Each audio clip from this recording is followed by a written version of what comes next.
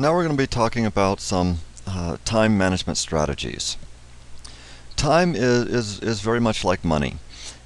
Have you ever tried to create a money budget and stick to it?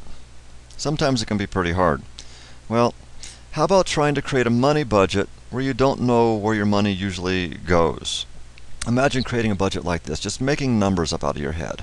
I think I'll spend $250 on rent, I'll spend $69 on groceries, I'll give the insurance folks $37, I'll give the auto loan company $49, and then try and stick to it. It would be impossible, absolutely impossible to stick to that budget. Well, time and money are very much alike.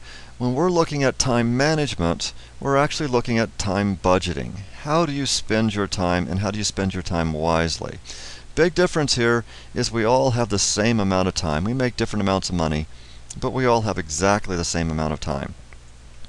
Before you start any time management strategy, it really helps to know where your time is currently going. And the tool to figure that out is a time log. A time log is where you write down at regular intervals what you're doing throughout the day. Now, I know it can get annoying, but I recommend that you take a full week and record every 15 minutes what you're doing. And I know it can be a real pain. That's why I say only do it for a week. And it's okay to block out time and backtrack as necessary. You can block out from 8:30 in the morning to 11 o'clock in the morning. I'm in Psych 101. You can, from the time you go to bed to the time you wake up at night, just put in sleeping. You don't wake up every 15 minutes and write in sleeping. But do this for a full week, and it will be a real eye-opener about where your time goes. Do you know how long it usually takes you to clean house, to cook and clean up after dinner, to go shopping? Have you ever tried to run into Walmart and just buy one or two items? How long it takes you to typically run your errands, how long it takes you to commute back and forth. How much time are you really spending watching television? And when you start doing this time log for a full week, school days, non-school days, work days, non-work days, and really see where your time goes, then you can start really actively working on using strategies to change where your time goes, and so you can use your time more efficiently. Now, of all the time management strategies, the first and most powerful one is quite simply the to-do list. Lots and lots of different ways of doing a to-do list. The way that works best for me, I think, is the easiest one, is simply write down everything you want to do throughout the day. Just write it down throughout the day.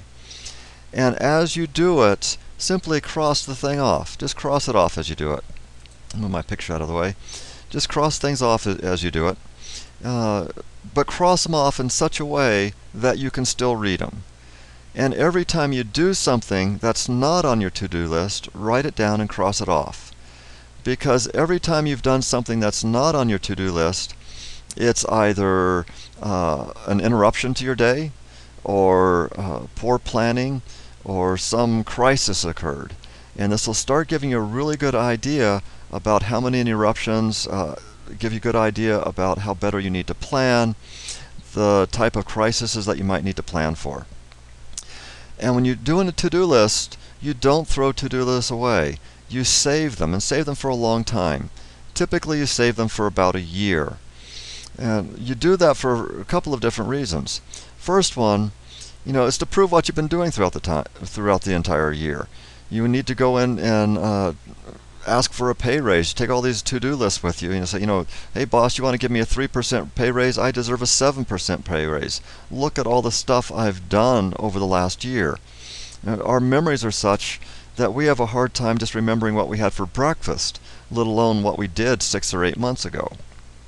And another very powerful reason is it starts working on your belief that you are a successful person. When you wrote items on that to-do list, you actually said, these are the goals that I want to achieve today. All of these, you might have 47 goals on your to-do list. And as you cross them off, you're just telling yourself, I have successfully completed this goal. If I can complete my daily goals, then I can complete my weekly goals, I can complete my monthly goals, my yearly goals, my lifetime goals. It starts working on your attitude, your mentality, that you are a successful person. So when you do to-do lists, you just don't throw them away, you keep them for quite a long time. The next time management strategy is a project board. A project board are those large 3, 6, 9, 12-month calendars that you put up on the wall. They allow you to plan for multiple people in advance. You know, you could plan for when your time off is, when your spouse's time off is, when your kid's soccer practice is, and just get everybody planned out and have this visual representation of all these different plans. It allows you to see your progress toward your goals. You could get on your computer and you could print out a calendar from today all the way to the day that you graduate. You could put in there every single day to do something to pursue your goals. Because, you know, when you're pursuing your goals, there are no days off. It's doing something every single day to pursue your goal.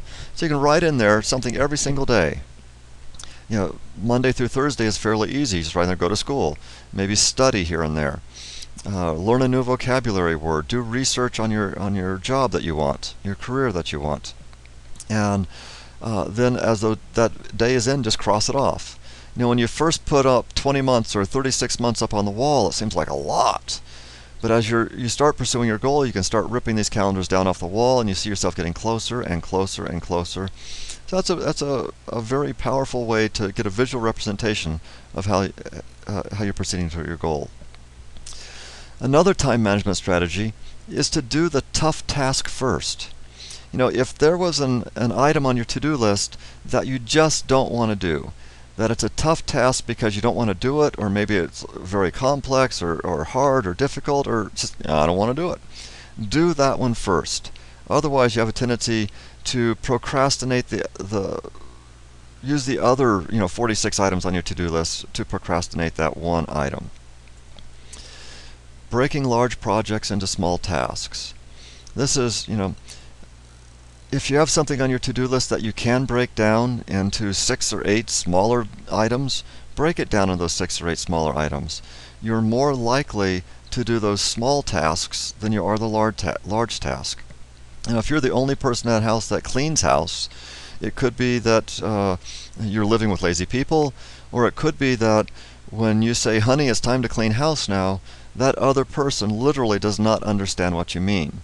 So break it down into these smaller tasks. When I say clean house, I mean vacuum the living room floor, vacuum the dining room floor, sweep the bathroom floor, mop the bathroom floor, clean the you see how many little tasks are involved in this one project. And we're more likely to do that smaller project than we are the larger ones. Carry on in the next video because my time's running out on this one.